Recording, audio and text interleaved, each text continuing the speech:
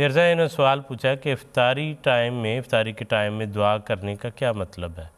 ये चूँकि ज़िक्र आता है कि वो ख़ास मौका है, तो आगे कहते हैं कि हम कैसे दुआ कर सकते हैं उस वक्त में। हम रोज़ा खोलने की तैयारी कर रहे होते हैं, तो क्या तरीका है, सजदे में दुआ की जाए या वैसे काम करते हुए दिल में दुआ करते बात यह है कि अगर आप फारिग हैं तो सजदे में दुआ करना चाहते हैं तो कोई हरज की बात। हाँ, नमाज़ पढ़ना उस वक़्त मना है, चूँकि नमाज़ें यानी नमाज से मुराद के नफल नमाज ज़ोहर असर की नमाज़ पढ़ने के बाद सूरज गुरूब होने तक नवाफिल पढ़ना मना है।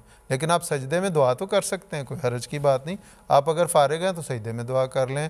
आप फ़ारिग हैं तो जिस तरह हुज़ूर सल्लल्लाहु अलैहि वसल्लम की मुख्तलिफ़ मसनून दुआएँ हैं, कुरान करीम की दुआएँ हैं, वो पढ़ लें। लेकिन अगर आप रोज़े की तैयारी में मसरूफ़ हैं, खाना बना रही हैं और काम करें, तो कोई हरज नहीं, साथ साथ ज़िक्र इलाही करते जाएं। वो हज़रत खलीफतुल मसीह सालिस रहमतुल्लाह फरमाया करते थे कि दिल बयार दस्त बकार, के हाथों से काम हो रहा है और दिल से ज़िक्र इलाही हो रहा है। किसी ने पूछा कि ज़रा आप बड़े साथ साथ काम भी करते जा रहे हैं और के लब भी हिल रहे हैं, तो उन्होंने साथ साथ ज़िक्र इलाही कर रहा हूँ, साथ साथ साइन करता जा रहा हूँ, तो कोई उसमें हरज नहीं है। तो वो भी दुआ है।